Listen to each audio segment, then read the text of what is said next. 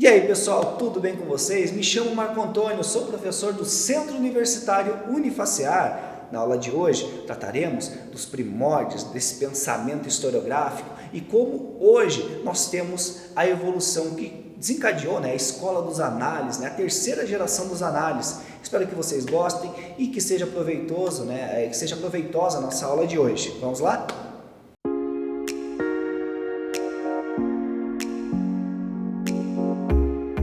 E aí pessoal, tudo bacana, tudo legal com vocês? Tudo tranquilo?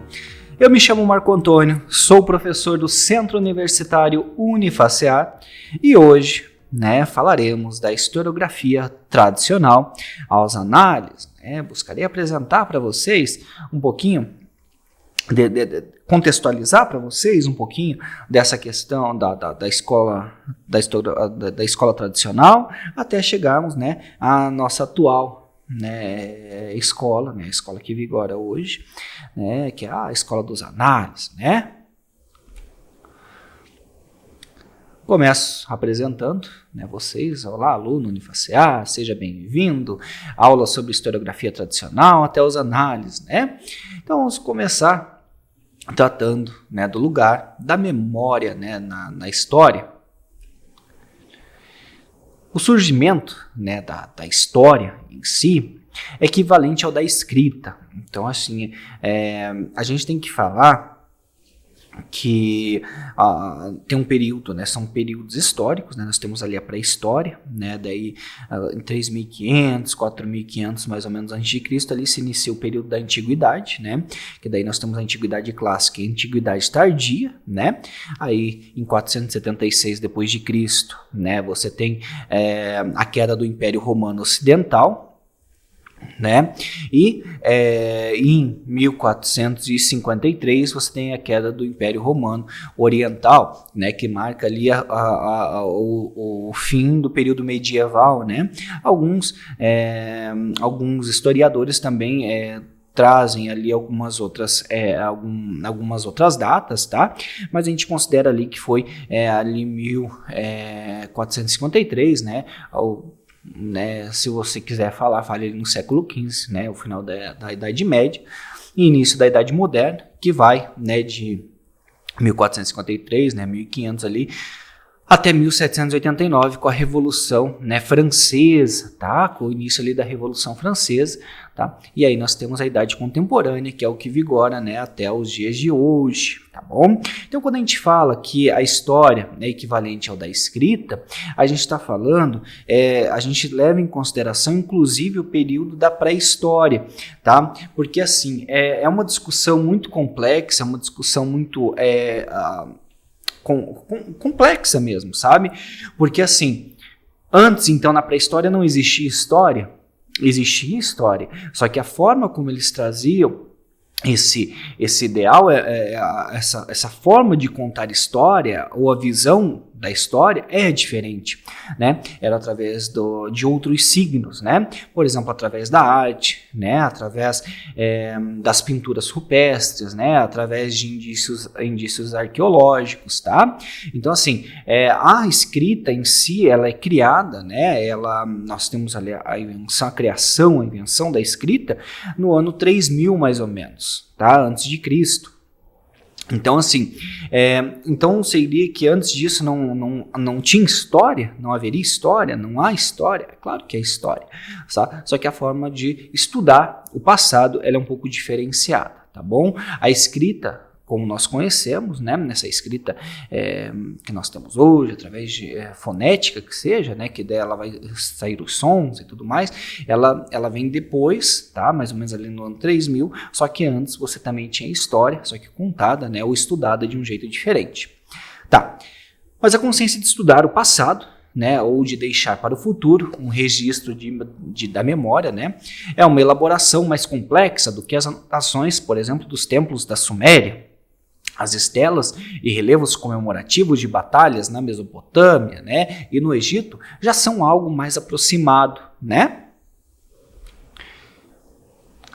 As demais civilizações asiáticas alcançaram a escrita e a história em seu próprio ritmo, pela compilação das suas fontes, né, teológicas sobre a formação de livros sagrados, por vezes com trechos históricos, como a Bíblia hebraica, né, ou sofisticações cronológicas, como os Vedas hindus, né, registram os seus próprios anais e, finalmente, a sua própria historiografia, em especial na China, que tem o seu Heródoto, né, que daí seria o Simaquiam, né, Memórias Históricas, né, esse livro lá de 109 a.C. a 91 a.C., ali ele foi elaborado e alcançou uma definição clássica da história tipificada, né, oficial, com o livro dos Hans de Bangu, né, no século I, né, que estabeleceu um padrão repetido sucessivamente pelos historiadores dos períodos seguintes de 25 histórias tipificadas, né, até 1928, data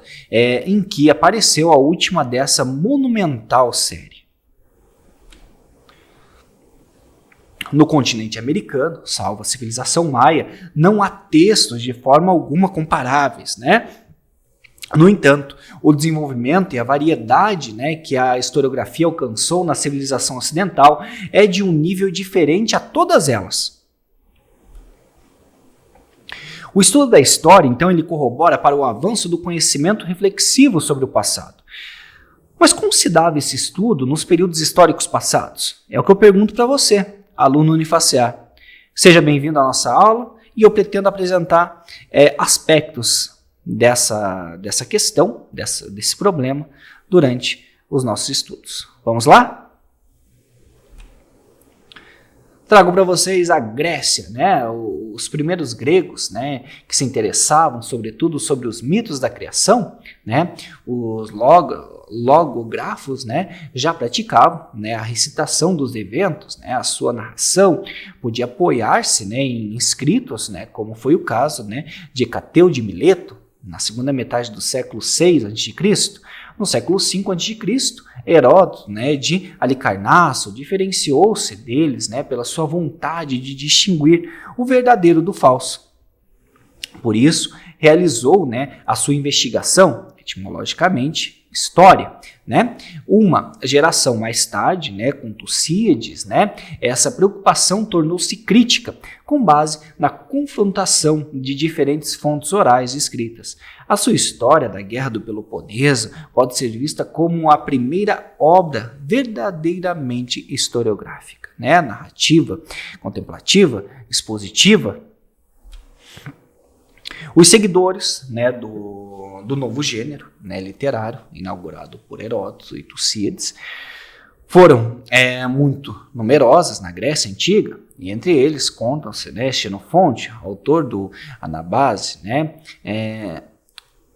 Posidônio, né, Ctésias, Apolodoro de Artemis, Apolodoro de Atenas e Aristóbulo, né, de Cassandreia, esses, né, entre outros, né. Para isso, a gente tem que ver a literatura grega, né, e historiografia helenística, né. No século II a.C., Políbio, em sua obra Pragmateia, traduzido também como História, né, talvez tentando escrever uma obra de geografia, abordou a questão da sucessão dos regimes políticos para explicar como é que o seu mundo entrou na órbita romana, né. Ele foi o primeiro a procurar, né, causas intrínsecas para o desenvolvimento da história, mais do que invocar princípios externos. Nesta fase do período helenístico, a biblioteca e o Museu de Alexandria representavam o ápice do afã grego em preservar a memória do passado, o que significa a sua valorização como uma ferramenta útil, né, para o presente e o futuro. A civilização romana, então, ela dispõe, né, a semelhança dos gregos, né, Homero e Hesíodo, né, de mitos de origem recolhidos por Virgílio, né, que o poetizou na Eneida, né, como um elemento do programa ideológico desenhado por Augusto. Também, pelo menos desde a República, teve um cuidado especial pela recopilação de feitos em anais, né, a legislação escrita, né, e os arquivos vinculados ao sagrado dos templos, né. Até as guerras púnicas, né, a recopilação dos principais sucessos ocorridos estava a cargo dos pontífices, né, sob a forma de crônicas anuais. A primeira obra histórica latina, né, completa, a gente pode dizer que se chama As Origens, né, de Catão o Velho, lá no século III a.C. O contato de Roma com o mundo mediterrâneo, primeiro com Cartago, mas sobretudo com a Grécia, o Egito e o Oriente, foi fundamental para ampliar a visão e utilidade do seu gênero histórico, né? Os historiadores, quer romanos, quer gregos, acompanharam os exércitos nas campanhas militares, com o objetivo declarado de preservar a sua memória para a posteridade, de recolher informações úteis e de justificar as suas ações. A língua culta, o idioma grego, foi utilizado para este gênero, né? E para dar mais sóbria, né? Ao latim, né? Salúcio, né? O Tucídides romano, né? Escreveu, né? De Coniotaritione Calitane, né, a conjuração de Catilínia, da qual foi contemporâneo no ano de 63 a.C., né? Ele faz um extenso relato das causas remotas, né, da conjuração, assim como das ambições, né, de Catilina, né, retratado como um nobre, né, degenerado e sem escrúpulos, né? A guerra, né, de Juturca, rei dos Númidas, né, 111 a 105 a.C., né, denuncia um escândalo colonial, né? Foi a sua obra mais ambiciosa e madura, né, parcialmente conservada, que abrange, né, em 5 livros os 12 anos transcorridos após a morte de Sila, em 78 a.C. a 67 a.C. Não é a precisão histórica, né, que lhe interessa, e sim a narração de alguns fatos, né, com as suas causas, né, e consequências, assim como a oportunidade de esclarecer o processo de degeneração em que a República se viu imersa, né, além dos indivíduos, o objeto de sua observação centra-se na classe social, né, e nas facções políticas, idealiza um passado virtuoso e detecta, né, um processo de decadência que atribui aos vícios morais, à discórdia social e ao abuso, né, do poder pelas diferentes facções políticas, né? Nós temos Cícero, né, que defendeu a incorporação dos elementos retóricos, né, as narrativas históricas, sem as quais o registro dos acontecimentos passados não teria utilidade pública. Nós temos ali Júlio César, né, com sua obra, né, acerca de 2 das maiores operações militares que conduziu, né, as guerras da Gália e a Guerra Civil, né? Temos Tito Livio, né, com os 142 livros, né, de Aburcondita, dividido em grupos, né, de 10 livros, conhecidos como décadas atualmente, né, perdidos em sua maior parte. Escreveu grandes, né, história nacional, cuja o único tema, né, é Roma, né, e cujos únicos atores são o Senado e as pessoas de Roma, né? O seu objetivo geral é ético e didático, né? Os seus métodos foram os do grego Isócrates, né, do século IV a.C. É dever da história, né, dizer a verdade, ser imparcial, mas a verdade deve apresentar-se de uma maneira elaborada e literária. Ele utilizou como fonte os primeiros analistas, né, e Políbio, mas o seu patriotismo levou a distorcer a realidade em detrimento do exterior, né, um espírito crítico, pobre, né, é um historiador de gabinete, não viaja, nem conhece pessoalmente os cenários dos eventos que descreve. Veja, pessoal, tem essa questão, né, que é colocada sobre os historiadores, né, sobre essa visão historiográfica em si. Como que nós, historiadores, vamos conhecer o passado se nós não estivermos lá, né? Então é isso que é a historiografia. Nós vamos apresentar, né, essa questão, né, essa visão historiográfica, essa visão da história através das fontes que nós temos. Tá? Então, o que acontece? Muitas vezes nós escrevemos sobre um determinado assunto, mas, é claro, né, nós vamos fazer na nossa versão sobre a história. Tá? Então, isso é algo que é colocado, essa discussão sobre uma verdade absoluta, ali no século XIX. Tá? Que daí o historiador em si, esse processo do que é ser historiador e do que não é, né, ele entra numa crise, né, o historiador ele entra numa crise existencial, né, a profissão de historiador.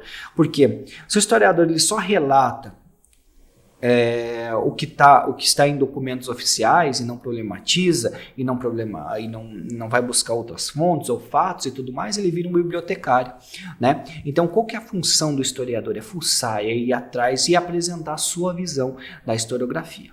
Mas vamos lá.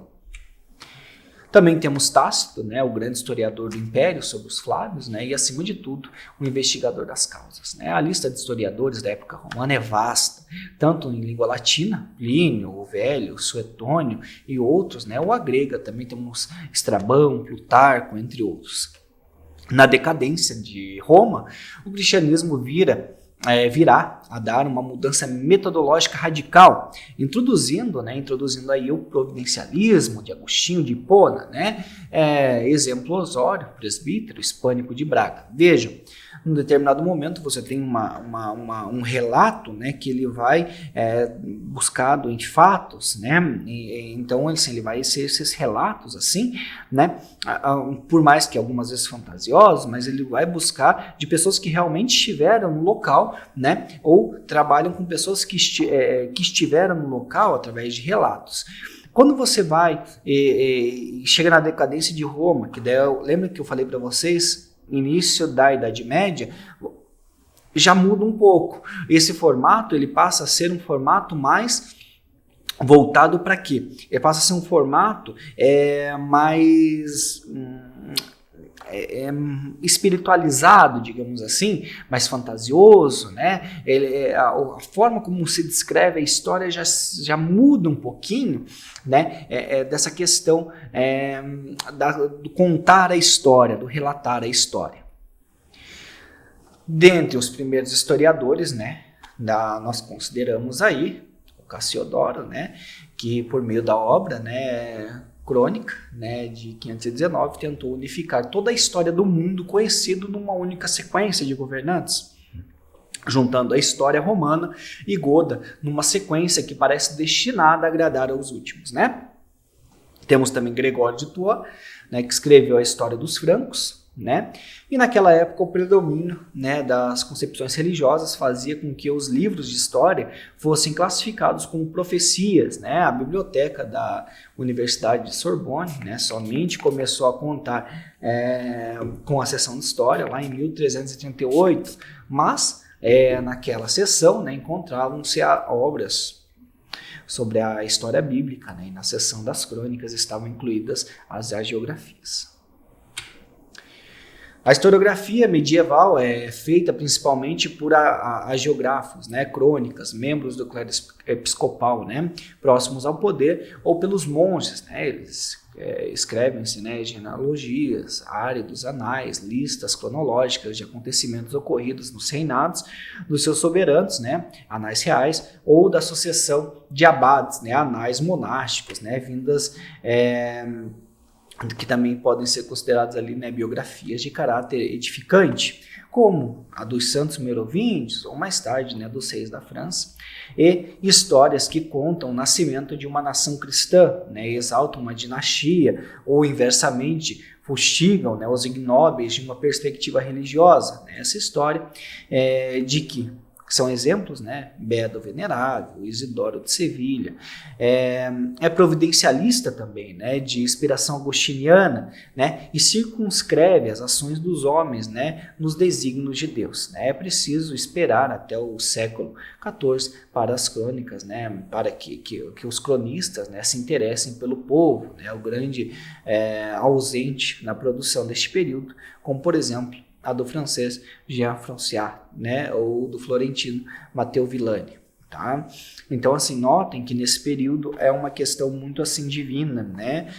Deus orienta, Deus faz, Deus isso, Deus aquilo, Deus coloca o rei e tal, Deus edifica o nobre, e a população, né, ela é sempre deixada de lado. Isso retoma depois de um tempo, tá? Eles vão buscar essa questão, tá? E depois, né, também esquecido e é retomado agora pelo Thompson, quando ele vai trabalhar com essa população, que é a população que a gente considera excluída, né, que são os operários, né, que é a população camada mais pobre. Nós temos obras hoje ali da década de... com o Thompson, né, Edward Thompson, ele escreve, né, buscando essa problematização, tá, dessas classes operárias, dessa população, das camadas mais populares, tá? Mas nós temos períodos em que a camada popular é esquecida e depois, né, eles retomam, né, esse olhar para essas camadas, tá? Mas nesse período da Idade Média, a história era escrita por uma questão mais divina, providencialista, Deus acima de tudo e tudo mais, né? Estudiosos como Peter Burke e George Lefebvre, né, apontam Petrarca como o primeiro historiador renascentista, né, também merecem destaque pelo pioneirismo Maquiavel, que escreve a História de Florença, e Francesco, né, Guicciardini, né, que escreveu História da Itália, de Bodana, a obra Método para uma fácil compreensão da história, afirmou que graças à história é possível compreender melhor o presente e prever o futuro. Hoje nós não consideramos que o historiador prevê o futuro, a gente não é mãe de Ná, tá? A gente consegue compreender o passado para fazer uma reflexão sobre o presente, tá? Futuro quem prevê é a mãe de Ná, a gente não, tá bom? Henri de la Polignac, né, em História das Histórias, né, com a ideia da história perfeita, afirmou que o papel do historiador era explicar os fatos que não somente descrevê-lo e que deveria recusar as lendas e os milagres das crônicas medievais e seguir um método rigoroso e imparcial, né, dos filólogos, né, e juristas. Notem que é novamente colocada essa questão de uma verdade absoluta. Como que você vai ser imparcial, né, ou vai utilizar um método sobre um determinado fato, se, por exemplo, quando nós estamos ali em 2 ou 3, vamos lá, vou citar um exemplo, a gente está num bar, eu e mais 2, né, pensem lá, eu e mais 2, né, 2 pessoas, sei lá, e a gente está ali conversando e relembrando um caos, uma anedota que aconteceu, um acontecimento. Eu estava lá na casa da tua mãe e de repente ela veio e trouxe uma Coca-Cola pra gente, dessa Coca-Cola, né? Ela trouxe a Coca-Cola, essa Coca-Cola estava gelada. Daí o outro fala, olha, a Coca-Cola não estava gelada, estava quente. Mas a Coca-Cola não era uma Coca-Cola, era uma Pepsi. Veja, a mesma história, só que com pontos de vista diferentes. Então, como que você vai ser imparcial? A sua imparcialidade, ela pode ser parcial para o outro. Então, é algo que é colocado, né? É um grande problema para a história, lá desde sempre, né? A gente pode falar essa imparcialidade da história, é o problema central para nós historiadores, tá? Esse contar a história, né? Durante o Renascimento, o humanismo ele trouxe um gosto renovado pelo estudo dos textos antigos, né, gregos, latinos, mas também pelo estudo, né,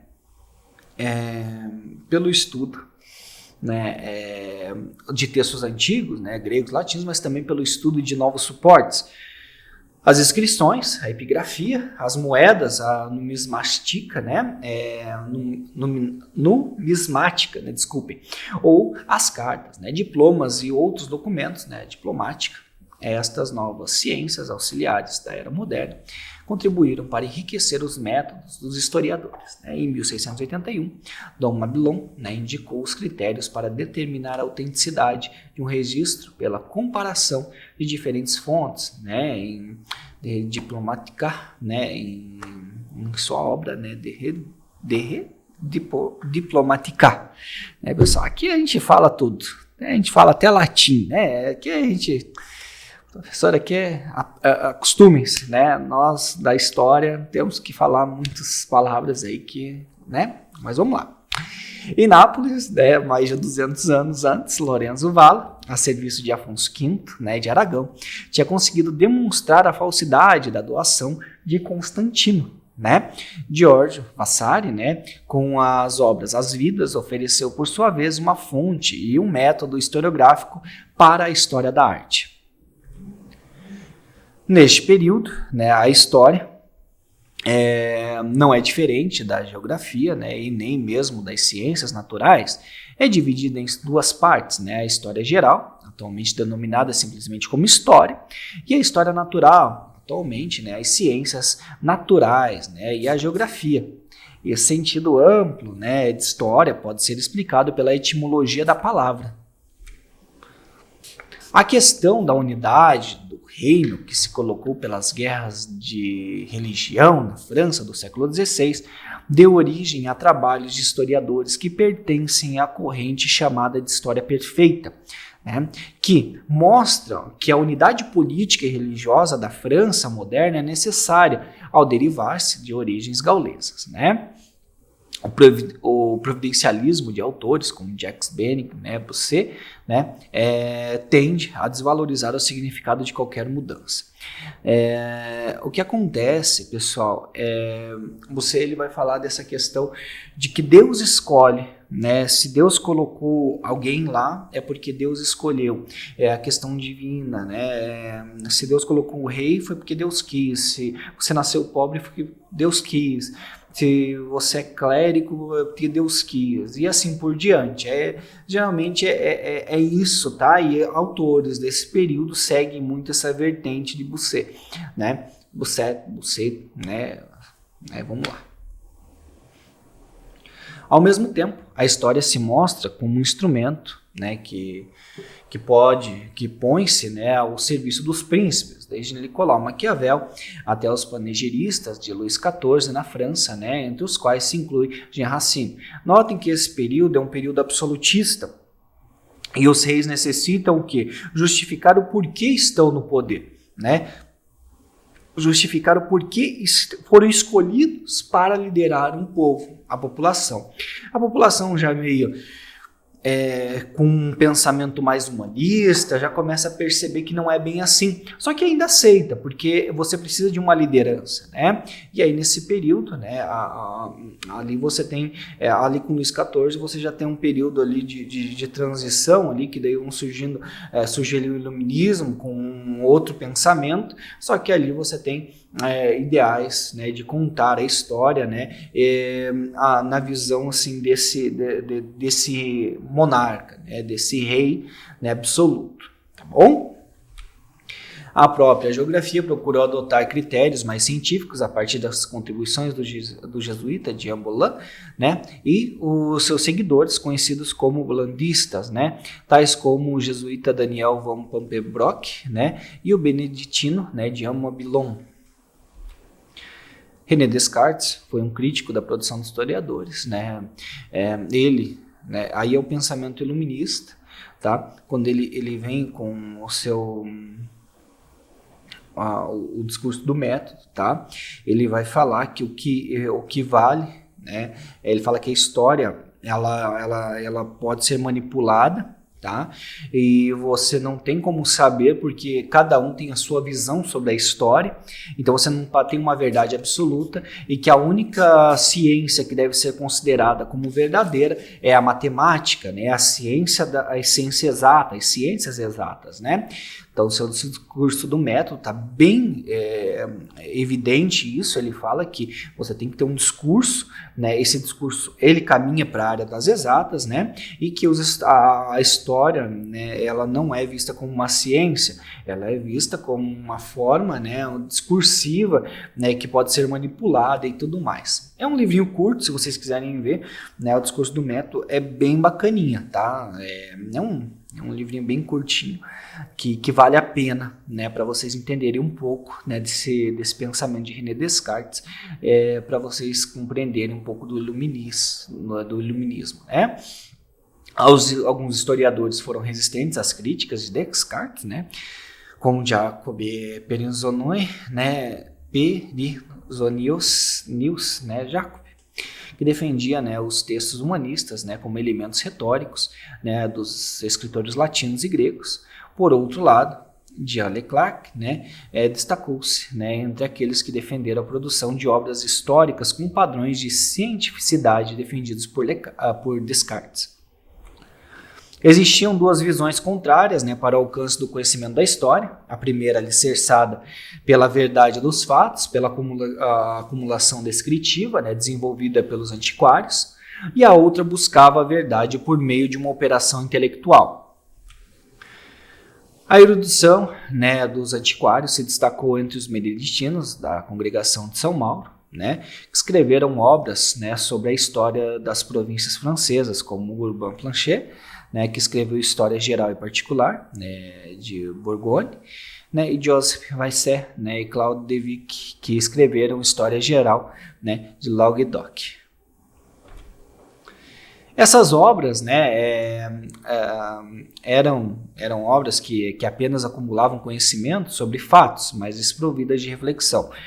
Temos hoje, né, a gente fala que é esse ideal positivista, que você só descreve, né, sem uma problematização. Nós temos, para vocês entenderem um pouco do que a gente está falando,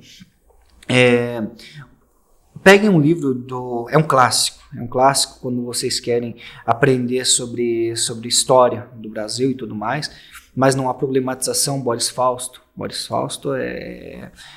eu gosto muito dele, assim, mas na questão factual, assim, ele apresenta compêndios assim magníficos sobre a história do Brasil, né? Só que por períodos históricos, só que é uma questão factual. Ele apresenta dados e aqueles dados ali você trabalha com dados, não há uma reflexão, não, nada. Dados, ele traz bem, exemplifica bem essa questão positivista, descritiva, né, sem uma reflexão crítica sobre os acontecimentos, tá? Mas esse tipo de obra foi criticado, né, por Jean Leroy, né, que sustentou que quando a ciência da história não é auxiliada pela filosofia, é o último dos conhecimentos humanos. Né, o iluminismo, por um lado, né, a descoberta de um outro, né, em culturas fora da Europa, né, por outro, né, suscita um novo espírito crítico, né. Então eles são postos em questão, né, os prejuízos culturais e o universalismo clássico, né. A descoberta de Pompeia renovou o interesse, né, pela antiguidade clássica, né, o neoclassicismo, e fornece os materiais que inauguram uma ciência emergente da arqueologia. As nações europeias distantes, né, do mar Mediterrâneo buscam as suas origens históricas, né, nos mitos e lendas que, por vezes, foram inventadas, como em Ossian de James Parkinson, né, que simulou ter encontrado o Homero de Celta. Também se interessam, né, pelos costumes nacionais, os franceses, François Fenelon, Voltaire, né. Temos Montesquieu, né, que teorizou sobre ele, né, o espírito das leis. Na Inglaterra, Edward Gibbon, né, escreveu a sua monumental obra, né, História do Declínio e Queda do Império Romano, onde fez da precisão um aspecto essencial do trabalho do historiador.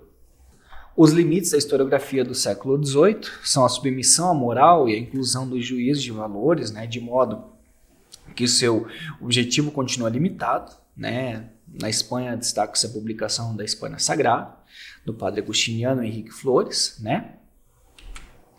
No século XVIII surgiu a tendência de se utilizar o racionalismo que buscava fundamentar, né, os direitos universais dos homens como fio condutor da narrativa histórica, né, em substituição às concepções religiosas adotadas na Idade Média, né, e a legitimação do absolutismo monárquico, né, adotado no início da Idade Moderna.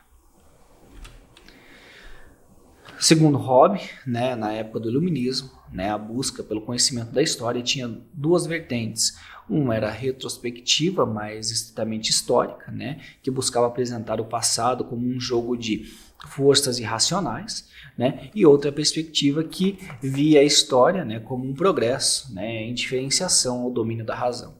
Nessa perspectiva, né, dentre os representantes, né, da primeira vertente estariam Montesquieu, né, e da segunda, né, da primeira vertente, Montesquieu e Edward Gibbon, tá?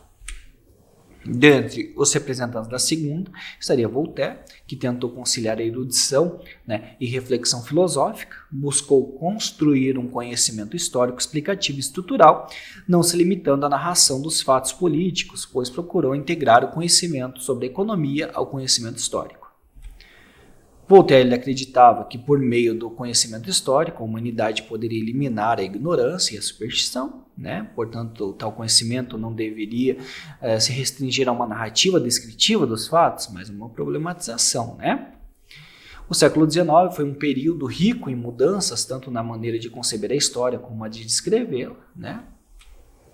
Na Alemanha, essa evolução havia se produzido antes e já estava presente na universidade, né, nas universidades da Idade Moderna. Agora, a institucionalização, né, da disciplina, né, deu lugar a vastos corpos, né, que reuniam e transcreviam as fontes sistematicamente, né? Entre esses, o mais conhecido é a Monumenta Germania Histórica, né, a partir de 1819. A história ganha uma dimensão de erudição, mas também de atualidade, né? Pretende-se, então, rivalizar com as demais ciências, sobretudo com o grande desenvolvimento, né, que essas atravessavam na época. Notem que ali começou novamente essa questão problematizadora do que é história, da profissão história, da ciência história. Na França, foi considerada como uma disciplina intelectual distinta de outros gêneros, né, literários, desde o começo do século, quando os historiadores se profissionalizaram e fundaram, né, os arquivos nacionais franceses, né. Em 1821, fundou-se, né, a École Nationale des Chartes, né, primeira grande instituição para o ensino de história no país. A partir da década de 1860, né, o historiador Fustel de Coulanges, né, escreveu: a história não é uma arte, é uma ciência pura, como a física ou a geologia. Sem dúvida, a história implica, né, os debates de sua época e é influenciada pelas grandes ideologias como o liberalismo de Alex de Tocqueville e François Guizot. Né? Sobretudo, deixou-se influenciar pelo nacionalismo e mesmo pelo racismo. Né? Coulanges e Montaigne, né, transladaram para o debate historiográfico o enfrentamento da Guerra Franco-Prussiana de 1870. Cada historiador tende a encontrar as qualidades do seu povo. Né? É um momento de fundação das grandes histórias nacionais. Temos ali os historiadores românticos, né, como Auguste Thiers e Jules Michelet, mantendo a qualidade da reflexão e exploração crítica das fontes, sem receando e espraiar-se no estilo, né, mantiveram-se, né, como uma arte. Né, os progressos metodológicos não impediram contribuir para as ideias políticas do seu tempo. Michelet, em sua História da Revolução Francesa, contribuiu igualmente, né, para a definição da nação francesa como a ditadura dos Bonaparte, assim como o revanchismo antiprussiano. Faleceu pouco depois da Batalha de Sedan. Né? Com a Terceira República Francesa, o ensino de história conformou-se, né, a um instrumento de propaganda a serviço da formação dos cidadãos e continuou a sê-lo durante todo o século XX. Outro dos fundadores da historiografia do século XIX foi Leopold von Ranke, né, que se destacou pela sua elevada crítica com as fontes usadas na história. Né? Adepto das análises das racionalizações, o seu lema era escrever a história tal como foi.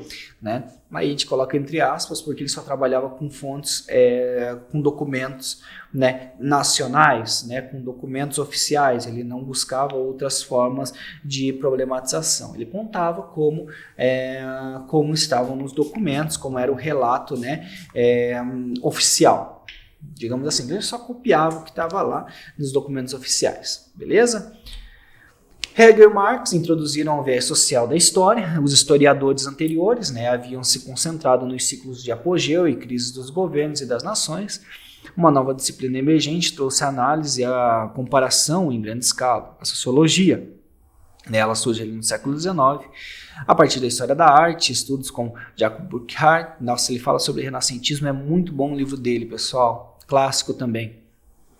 Se puder, leiam a introdução do livro, tá? Que é muito bacana. Não leio o livro inteiro, leio a introdução, tá? Que é muito bacana. Joguem aí no Google, vocês vão achar, tá? É bacana e é legal vocês pegarem Rank e Jacob. E aí vocês vão ver a diferença de escrita, a forma. Porque Jacob ele trabalha só contando a história através das artes, enquanto Rank ele trabalha só com a fonte documental, né, oficial. Tá? Então vejam essa questão e ali vocês vão entender um pouco desse processo de escrita que vem aflorando ali no século XIX. Tá? A arqueologia pôs em contato um mito, né, com a realidade histórica, tanto o Egito, na Mesopotâmia, né, como na Mesopotâmia e Grécia, né, tudo isso, né, em um ambiente romântico, né, e aventureiro que lentamente foi se depurando para tornar-se científico, né, ainda que não desapareça, como demonstra a tardia aparição de, né, Howard Carter, né, e a imagem popular dos arqueólogos, né, que se perpetua ali no cinema, né. Também temos ali durante o século XIX, né, a Espanha conseguiu preservar o seu patrimônio, né, documental, com a criação da Biblioteca Nacional da Espanha e do Arquivo Histórico Nacional da Espanha, mas não se distinguiu de uma grande renovação da sua historiografia, né, salvo o arabismo, né, da Pascoal de Gayangos, né, ou da história econômica de Manuel Comero, né. A história vai se afirmando como uma ciência social, uma disciplina científica envolvida com a sociedade. Nos princípios do século XX, a história já havia adquirido uma dimensão científica, né, incontestável. Instalado no mundo acadêmico, erudito, a disciplina foi influenciada, né, por uma versão empobrecida do positivismo de Augusto Comte. Né, pretendendo a objetividade, a história limitou o seu objeto, o fato, o evento isolado. O centro do trabalho de um historiador é considerado como a única referência para responder corretamente ao imperativo da objetividade. Tampouco se ocupa por estabelecer relações de causalidade, substituindo, né, por retórica o discurso que se pretendia, né, como científico. Simultaneamente, em contraste, né, desenvolve-se disciplinas similares que tendem, né, à generalização, como a história cultural e a história das ideias, como John Huizinga, né, ou Paul Hazard também, né, dentre outros. Contudo, a grande transformação da história dos eventos vem de contribuições externas. Por um lado, o materialismo histórico, né, de inspiração, né, marxista, que introduz a economia nas preocupações do historiador. Por outro lado, né, a perturbação provocadora, né, provocada pela historiografia, pelos desenvolvimentos políticos, técnicos, econômicos ou sociais vividos pelo mundo, né, sem esquecer os conflitos mundiais. Novas ciências auxiliares surgem ou desenvolvem-se, né, consideravelmente. A arqueologia, a demografia, a sociologia e a antropologia, sobre a influência, né, do estruturalismo.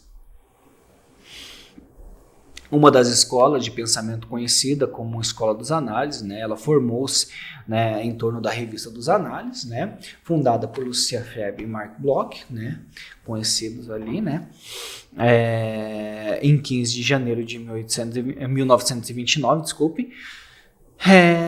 Essa revista, né, trimestral aparece como uma proposta mais abrangente, tanto temporariamente quanto aos novos objetos de estudo e novas abordagens, né, e, portanto, uma nova metodologia que se enveredasse, né, nas interdisciplinaridades. Notem, como falamos, tem a sociologia, você tem a antropologia, você tem novas ciências que podem, né, se mesclar, né, e a partir dessa revista que você começa a ter ela passa a ser mais receptiva na escrita da história para, né, essa interdisciplinaridade, né?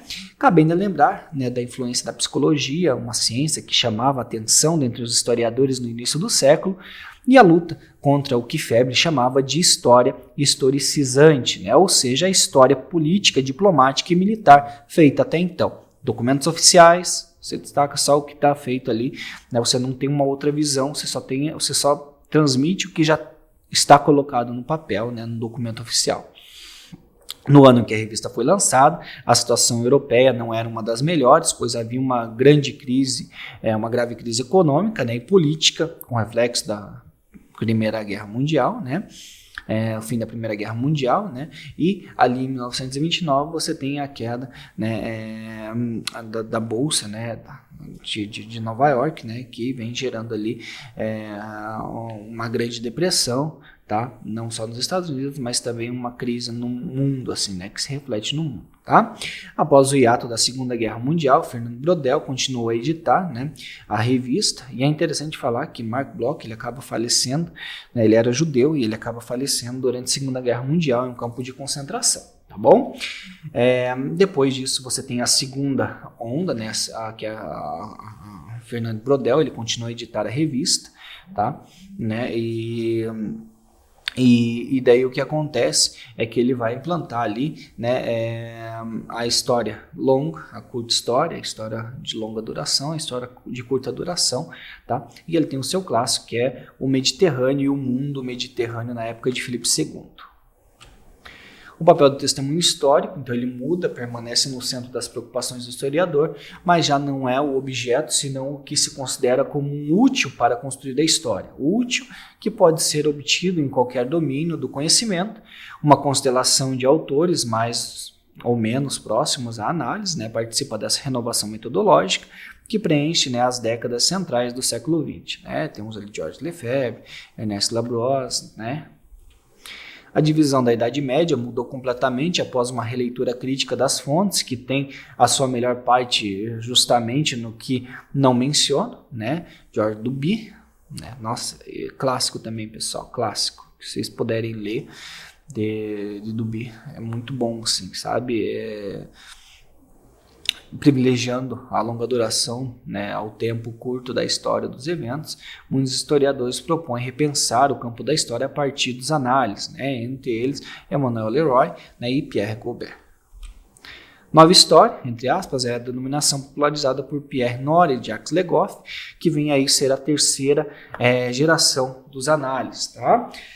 Ele faleceu, Le Goff ele falece, se não me engano, em 2014, acabou falecendo. Gosto muito dos livros de Le Goff, né? Ele é usado como referência hoje ainda hoje, né? Como nos seus estudos sobre o medieval, né? Sobre esse período medieval. Eu gosto muito da forma como ele escreve. Tá? Não é à toa que é um clássico, né? Ele designa, né, a corrente histórica que anima a terceira geração dos análises, né?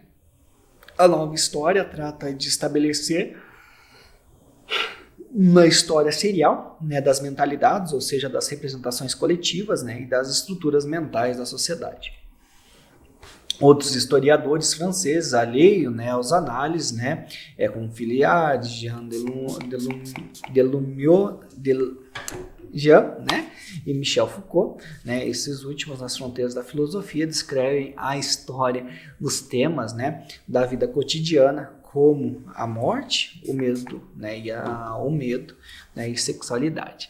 Querem que a história escreva sobre todos os temas, né, e que todas as perguntas sejam respondidas. De uma orientação completamente oposta, temos a da direita católica, temos a contribuição decisiva, né, para a história social do antigo regime, né, negando a existência da luta de classes, inclusive dessas mesmas classes, né, em benefício do que descreve como uma sociedade de ordens, né, e a relações clientelistas. Né? Pessoal, é isso, espero que vocês tenham gostado da nossa aula. Aconselho que vocês busquem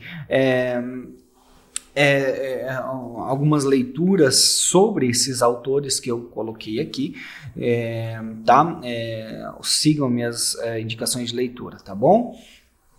E é isso aí, pessoal, espero que vocês tenham gostado da nossa aula, né? Agora eu peço, por favor, que vocês deem uma olhada, né, no nosso texto base, porque a nossa aula é baseada no nosso texto base. E se você quiser aprender um pouquinho mais, dê uma olhadinha lá na leitura complementar que eu deixei na indicação, né, de um capítulo de livro, que isso vai ajudar muito vocês lá para frente. Também não esqueçam de dar uma olhadinha lá nos questionários, tá? Porque esse questionário vale nota, beleza? Até a próxima!